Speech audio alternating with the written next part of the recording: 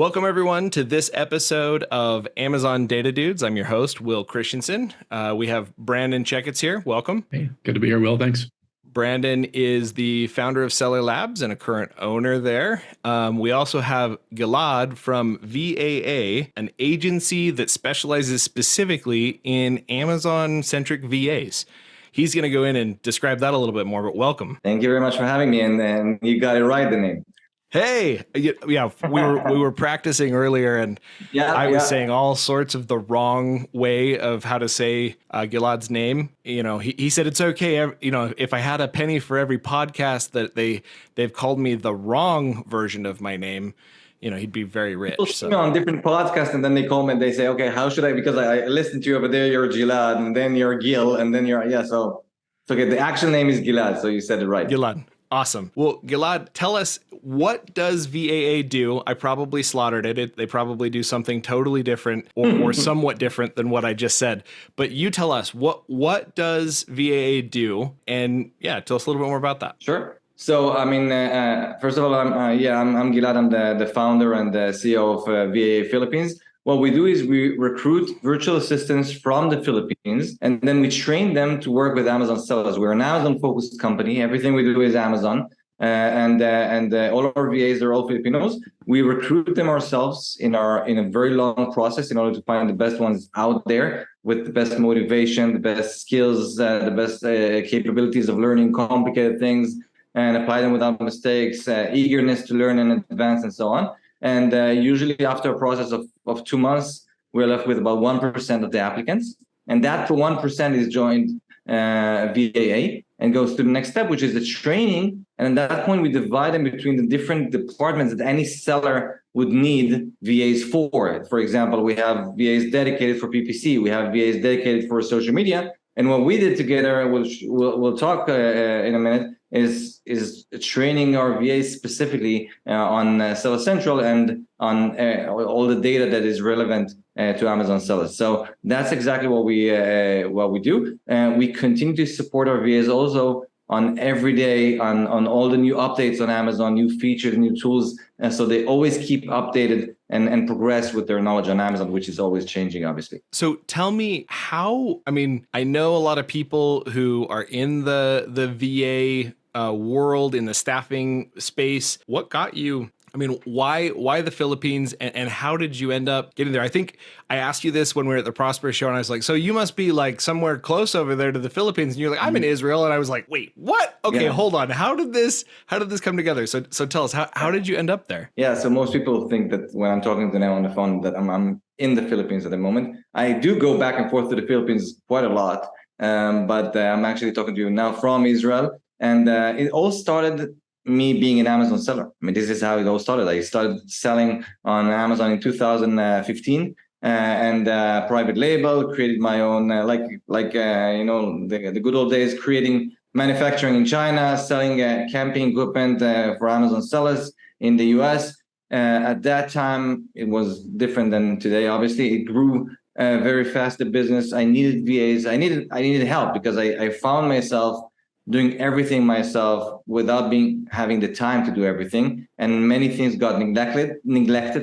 And other things I was not even aware that somebody can do for me. And little by little, I started hiring VAs to help me in my Amazon business. And I was horrible in doing it. I was horrible in finding VAs. Every time that I thought that I found the right VA, he or she turned to disappear, give excuses why they cannot work anymore, or why there is a typhoon or internet connection problem, and so on. And I discovered that I completely did not understand what it means to find good people in the Philippines, how to find good VAs, how to train them, how to make them stay with you for years and really be dedicated to your company. Eventually, we became really good in that, and people started to ask us, okay, can you help us to find our VAs?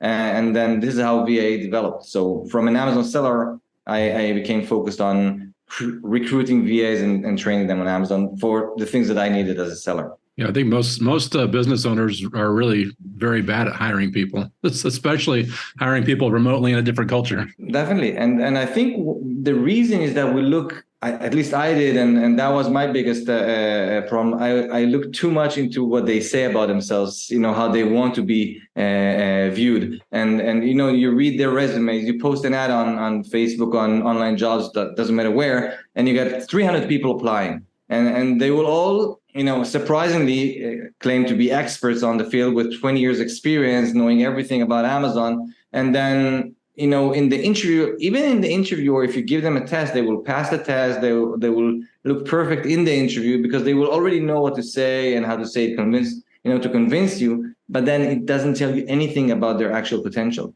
It doesn't tell you like that they're here to stay, that they're not going to disappear, that they're really like motivated and so on. And this is what we do now. We recruit them not based on what they say about their experience, not based on what they write over there, but more. I mean, they could be complete newbies, but we'll train them. We'll give them the right training. We'll support them. And then when you have somebody who's like really, really like an A player, they would pass all the B, C players like this, and they would stay with you for years. So that's the reason why it works good. So, I mean, obviously you solved your own problem and then decided, hey, you know what? Enough people are asking me this question. This sounds like a recurring theme. Brandon is a business owner in his own right, a parallel entrepreneur. Brandon, have you seen that pattern as well for you? Solving your own problem and then turning around. My businesses tend to go from one thing to another. I become my own first customer for the next business. So that's a very common thing that I've found. It's like, oh, I've got a little need that I have here, a little something I developed here that's actually has a wider audience, or so we turn that into another product or another business. We're going to pull this around. We are Amazon data dudes here at Seller Labs, and we love Amazon data. We love making sure that it looks right. We don't always love exactly how it comes out, but today we're going to kind of talk about the intersection of people and data. Obviously, Gilad's here, and he has a really awesome look into like why it's important to have, the same VA over and over, and the turnover. And a lot of the reason why that turnover hurts you is because there's data that, they have that they take with them. Right. And so we're going to talk a little bit about the intersection of people and data, and especially on Amazon today.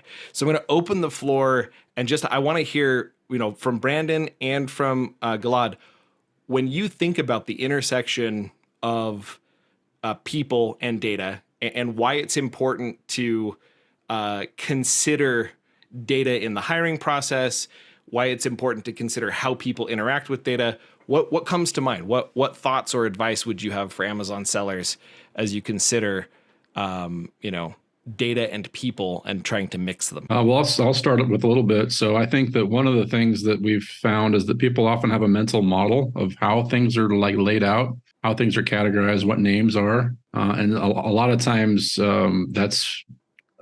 sometimes Amazon's data is specifically complicated. It doesn't line up the way that you think. So there's a lot of times you have to sort of use the right words and the right terminology to mean the right things. For example, the word category, it has like 18 different meanings depending on where you're talking about it at. There's some of these things that you need to be very specific about it. Or the word review or feedback, like these things mean different things depending on which context you're talking about. So having like a common understanding of what those dangerous words or complicated words are, and being able to describe those specifically and talk about them when you're communicating, so you're not confusing one with the other. Like a company glossary, essentially. Like if we're calling it a review, this is what a review is. If we're calling it a category, it's the category of the child ASIN, and a common language, so to speak, deeper than just, hey, we all speak English or we all speak Spanish. This is like, when we speak English and we use this word, this is the data point. It's like the dictionary that describes what meaning of that word that you have. And at Seller Labs, we try to like make those unambiguous so that it's more obvious what you're talking about when you're talking about one of them. So, but there is a lot of ways you can get in dangers there.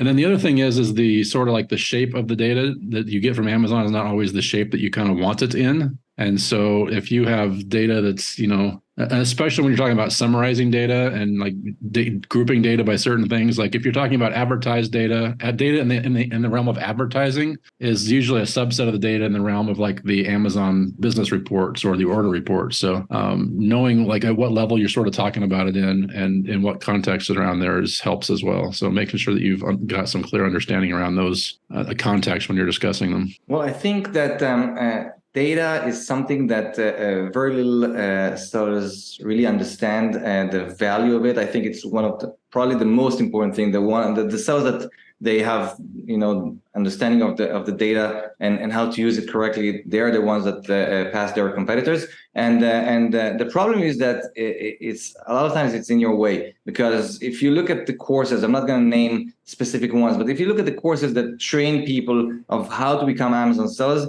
it will always focus on how to sell more, how to to do your PPC and how to do your funnels and social media and influencers and all that. Very little will be spoken about how to get the right data and how to really understand where you are and where you're going. And then once you start selling, then you're always into putting out fires. You're trying to, if there's a negative review, you handle this. If there's a problem with your PPC, you handle that. But understanding data, understanding how to use it in order to understand how to make it better, how to really improve for the long run, is something that usually on the everyday world we don't have time for it. And because of the nature of our activity, we're working a lot with big sellers, and that they hire teams of VAs to help them on their Amazon business. And then we see that the bigger the seller is, the more they understand the value of getting the right data. And we see that these are the tasks they're giving their VAs. They have VAs that are dedicated for that, to gather the right information, to present it to them in the right reports, so they could see how they can take it and move forward faster, compared to just working and doing whatever they did again and again and again, and not having time to these complicated things that is called data, and they don't have time to even learn how it works. So I would definitely say that's what distinguish between the big sellers and the new ones that focus on the everyday activity. So I want to ask this question to both of you. As you consider, Brandon talked about a common dictionary, or making sure that you understand the shape of the data. And obviously, Gilad, you talked about using VAs or using your team to really put importance on that data and bring it in and show it to you in the right way.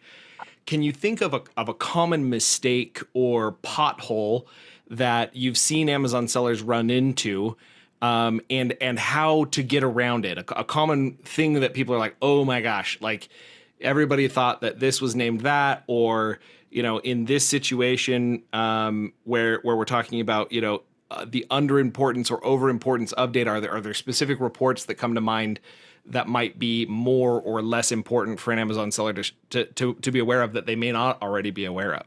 I mean, I can tell you, we've done a lot of deep analyses on some of these things, because we have, we built software that kind of pulls in all this data over and over again. And one of the things we were surprised to learn that, like the Amazon, everybody calls it the Amazon business reports, but it's essentially the child traffic by child ASIN report. It's downloaded in Seller Central. Like the numbers on that actually change every day for up to a couple of weeks after a sale occurs. So we see a lot of people or a lot of agencies that use this and whatever, they're downloading the reports and then generating they're reporting off of that. And then you'll go to the same report another day, and some of the numbers are different. So that's a kind of a tricky thing to have to deal with, is to figure out how to do that. And one of the great things about creating these processes that are repeatable about that is we're able to identify what those were, because we did exactly the same thing every day. And then when you've got this sort of process in mind, your VAs or whoever you have doing that for you can just follow your steps. And that's the great thing I'm thinking about what VAA does, is they get us like a very step-by-step procedure that's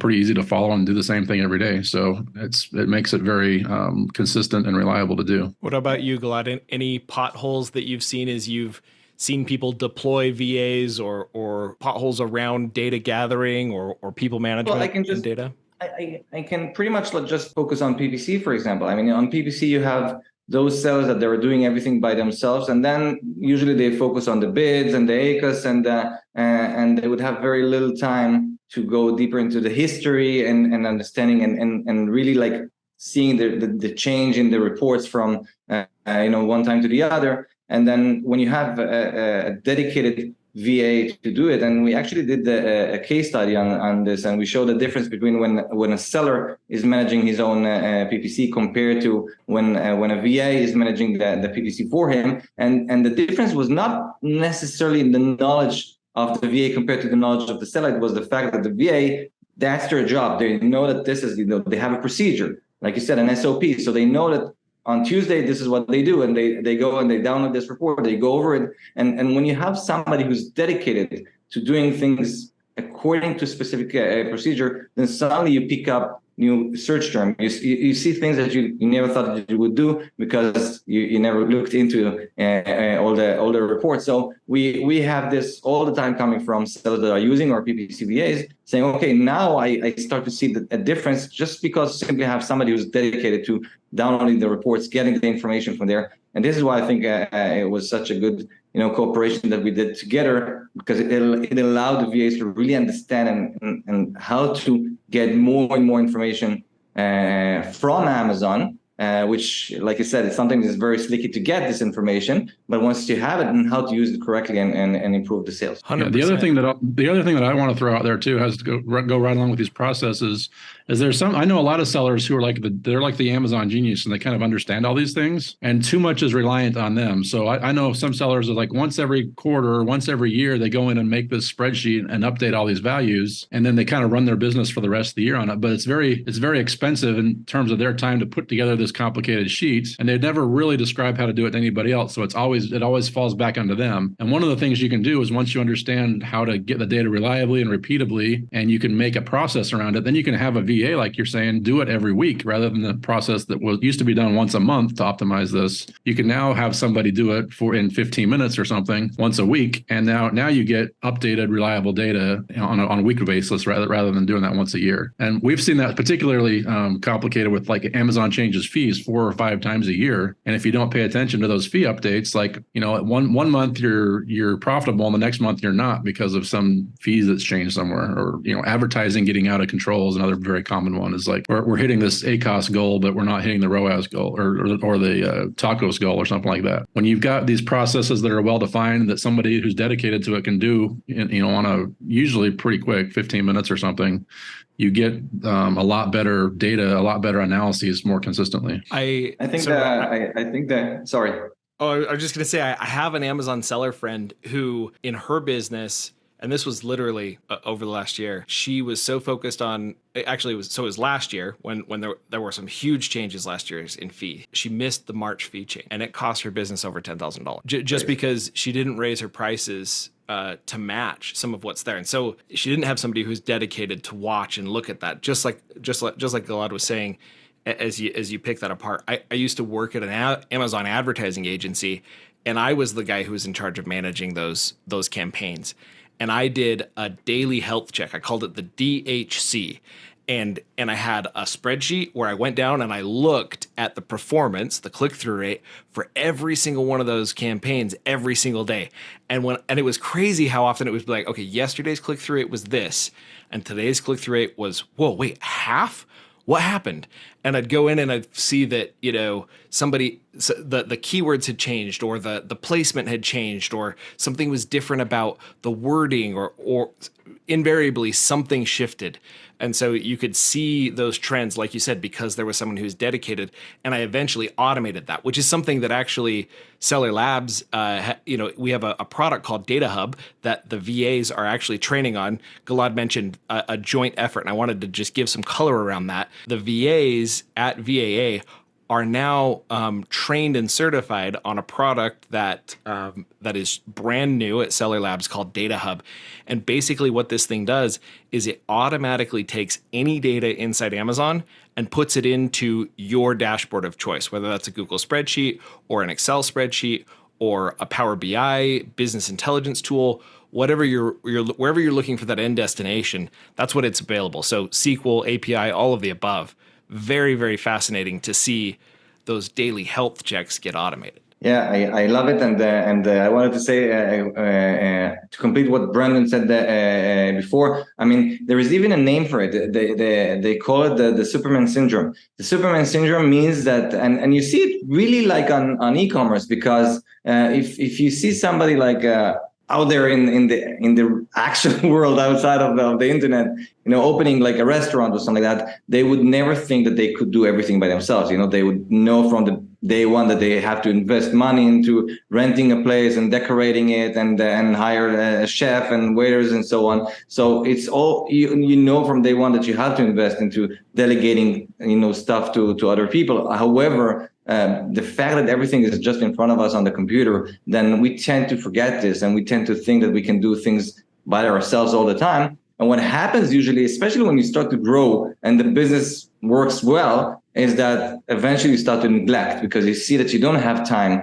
to do everything yourself. So instead of doing, the PPC like every second day or every day even, or like you mentioned, going over exactly to check the CDR or everything, then you're doing it once in a week, and then once in 2 weeks, and once in a month, and eventually you're really like focusing only on the things that that would cause pain to your business, and you forget that you should have somebody delegated to do that, to sit every day for 2 hours a day and doing only that, working on the SOPs, working on collecting data, reporting to you, putting it into the right formats and everything. And that's the way that business should work. That's the way that you really advance from one day to the other. Otherwise, that Superman in the end gets tired, basically. It's kind of that Atlas shrugs thing where Atlas is holding the world, and eventually like you're just gonna get crushed. There's no way to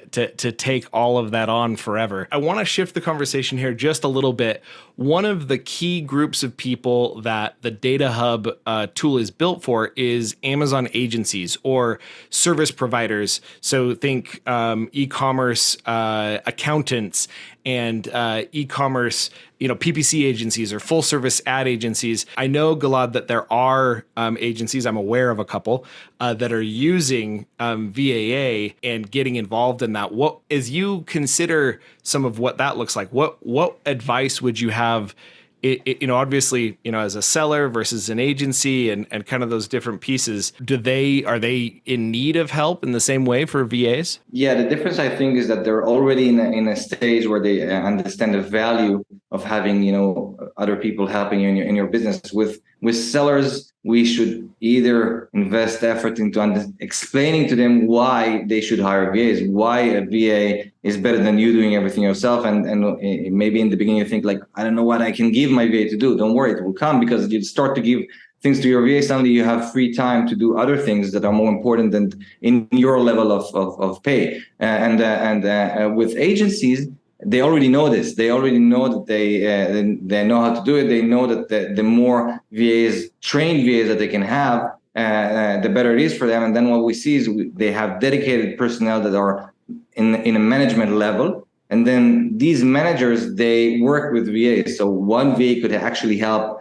even several accounts, and working under their procedures and getting the information and preparing things for the decision makers. So the decision makers, instead of doing the actual stuff every day themselves, they're repeating things that takes forever, even if it could be just, calling Amazon and waiting half an hour on the phone, to change something over there or to fix a problem. Then you have these people dedicated to that and getting the information and working on that. And then the managers could focus on getting the data, getting the information, making the decisions, moving on to the next thing. So we definitely see this. We work with a lot of agencies and aggregators that are using our VAs to handle a lot of accounts. And the more they know how to work with VAs, you can see that they handle more accounts and they get better results for their customers. Interesting. So key to that process sounds like finding the things only you can do, whether you're an Amazon seller or an agency, and especially in the agency space. I mean, the whole point is that you've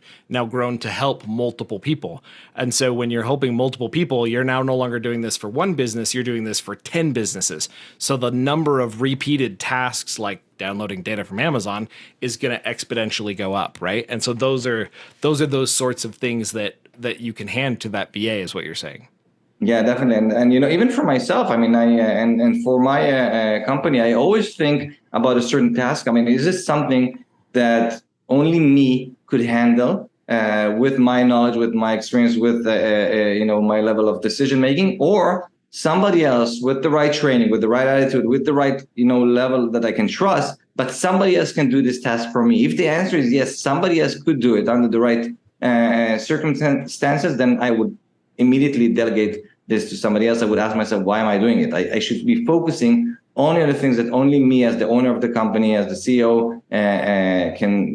These decisions are mine to take. And then basically, you're starting to develop your business in your payroll. In your pay level, I would say, instead of doing things that somebody else could do for $5 an hour. Yeah, it's kind of the difference between having a job and having a business. If you have a job, you can just keep busy with stuff all day long. But when you have a business, I think a lot of parts of that business is developing those processes and developing the team that can do that for you so that you are not the bottleneck or the single point of failure for a lot of stuff. So those Superman people, if you're listening and you're thinking, I'm not one of those guys, if you got hit by a car tomorrow, would the whole business fail? If that's true, you're a Superman. I mean, I hate to tell it to you, but that's what it means, right? And honestly, I am very guilty of like my own ego. Really used to enjoy. I still enjoy, and I've gotten better at letting go of being the center of attention for all of the things that go on there. And I had to stop and start asking myself, am I the best person to be doing this? But honestly, it was so difficult to remember when to ask myself that question. So as a seasoned parallel entrepreneur from Brandon and from Gilad, as a Amazon seller who has now, shifted into running basically a delegation company to some degree or another, right? What do you do?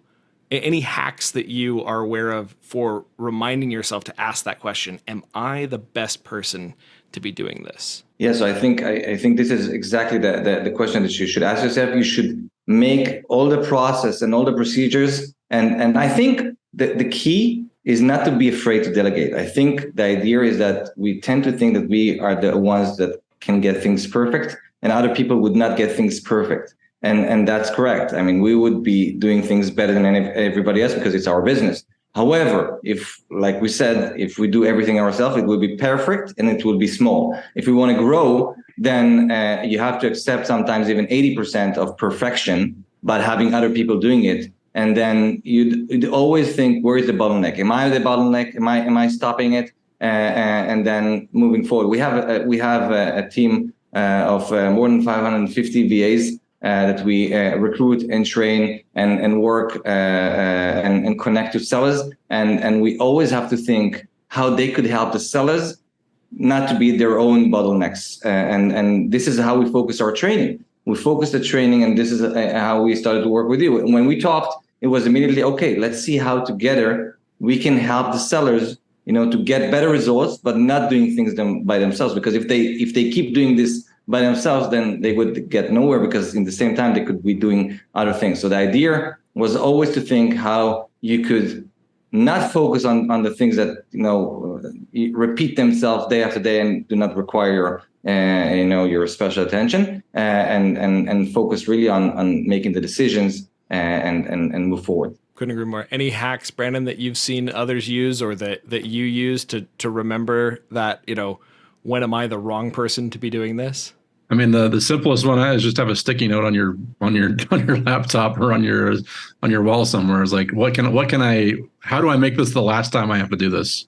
Was one of the mantras I live by for a little bit. Like, how do I don't need to be the one that does this again. Like, how do I make it the last time I do this? And you document it as you go through it, and then hand it off to somebody else. Videos are great at that. So it's very easy to make video screen shares nowadays.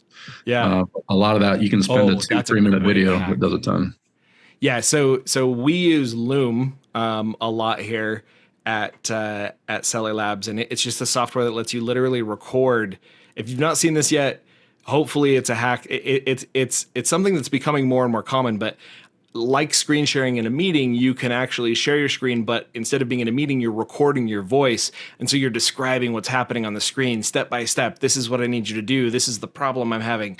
And this is what I want you to do differently. Very, very powerful hack to get something off your plate and pick that apart. I wanted to mention a book. There's a book called Buy Back Your Time.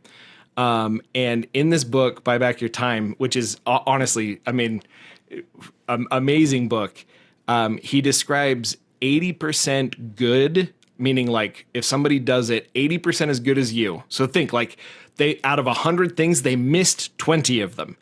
80% good is 100% freaking awesome. That's what he says, because it's not you who's having to actually do that work.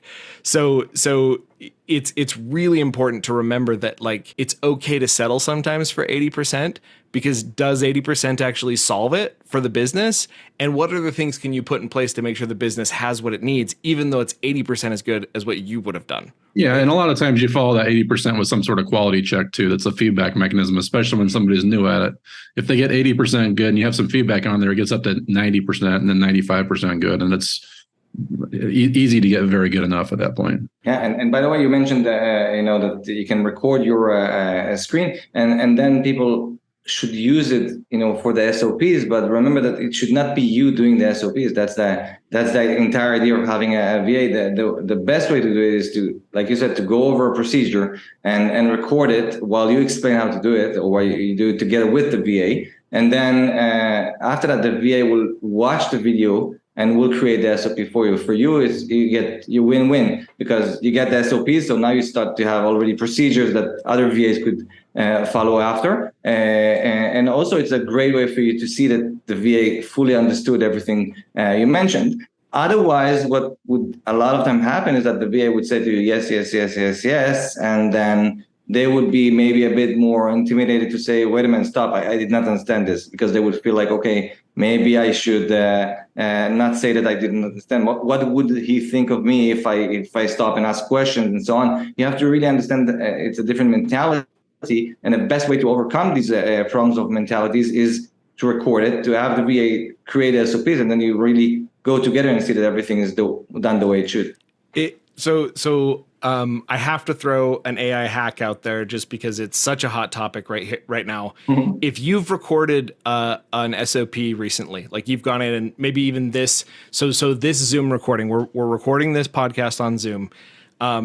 If you upload that to YouTube, or you upload that to Loom, or you upload that to most any software where you're looking at it, or you just look at like assembly.io, that's an API tool that actually transcribes videos and everything. If you take that transcription and you literally raw copy paste that into ChatGPT-4 and say, write me an SOP based upon this transcript, it is amazing how good that transcript gets and how fantastic that is as a starting place for your VA. When they go in, they can use that as the bones and then put in the screenshots and put it all up there, and it's super referenceable. Amazing in terms of how much faster, like the blog post for this article.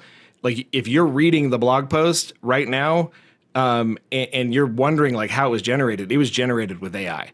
Like there are definitely pieces of it that are going to be, that's just how the world's going right now in terms of content generation, and some amazing stuff that's out there. That's not to say that you don't need good content writers who look at stuff and do that quality check, but another place you can delegate.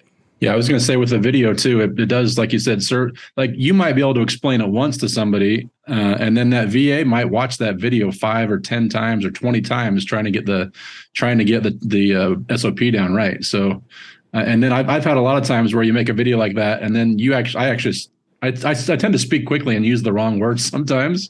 And so sometimes they're like, I watched this a whole bunch of times. I think you meant to say this here instead of that. And most of the time they're right.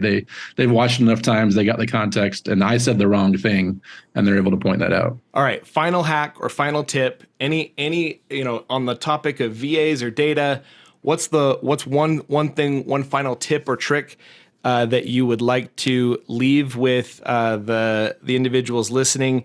And the last question I'd also want you to answer right after that is, how can they get in touch if they'd like to? So Gilad, what would be your final tip, trick, or hack that you'd like to share with the listeners? So I think once you understood that VAs, and hopefully for the good of your business, you understood that the VA is something that could help you run your business and grow faster. The tip is to have patience on that, because a lot of people think like, okay, I'm hiring a VA now. On day one, the VA will do everything for me, and then it's done. I'm out of the picture. And once that is not done the way they expect them to, because they're used to do things by themselves. So if the VA would do things the 80%, then they would, a lot of times they would not have the patience, and they would say, oh, you know what, I'll do it myself. And then you fall back into where you were before, and you should have patience. You should understand that this is a process, but the idea would be to grow your business to the next level, and you should invest in the seeds in the beginning, working with your VA, and creating that structure in which after that the VA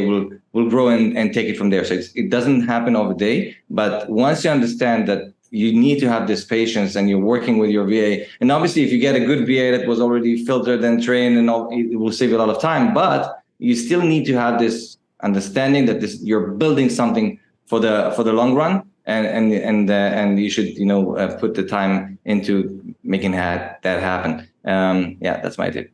The thing that comes to mind is something I've just been in the middle of for a couple of months, and one of those things is I had a mental model of how stuff worked, and I'm talking specifically about some Amazon financial data we're downloading, and I understood it and it made sense to me, but I tried explaining it to 10 or 15 or 20 other people, and nobody ever got it. And so I had to listen to that feedback and say, like, it might make sense to me, but I got to put that in a different mental model that other people can understand.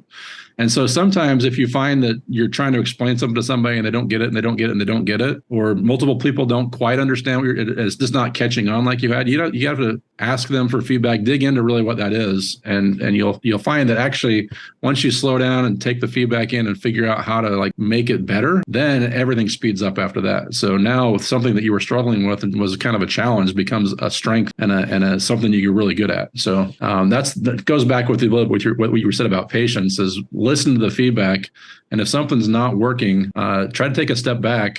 Again, sort of be that business owner is the one that's trying to build these processes and stuff and figure out what's going wrong with something you're trying to explain or doing isn't quite right. And I think if you can back that up a little bit and ingest that and figure out the right way to do it or a simpler way to do it, it'll make it so you can accelerate faster when you come out of that. All right. So Brandon, Gilad, if an individual wanted to get in touch with you, had a question, what would be the best way to get in touch? So for us, it's going to vaphilippines.com or just writing an email to service@vaphilippines.com, and we'll be happy to schedule a call, talk, understand your needs, exactly where you're stuck, and how we can help you with a trained VA. Brandon, what's the best way to reach out to the Seller Labs team or to you if they have a question? Yeah, I mean, if you're interested in any of the automation stuff that Seller Labs has built, the Seller Labs Data Hub stuff, you can go to sellerlabs.com. The Data Hub link is on our page that describes that. We've got a link to all the data that we collect in there and everything. So it's a great resource. There's a contact form there. You can get in touch with our sales team and our support team and ask anything about that. So if you're interested in the product, certainly go there. If you're interested in me directly, I just say email me, Brandon@sellerlabs.com. Or on LinkedIn, I'm active there pretty often. So find me on either one of those. Well, appreciate everybody's time. Same here. I'm on LinkedIn and will@sellerlabs.com. So looking forward to another episode. And for today, over and out. Thanks, everybody. Thank you very much for having me. Bye-bye, guys.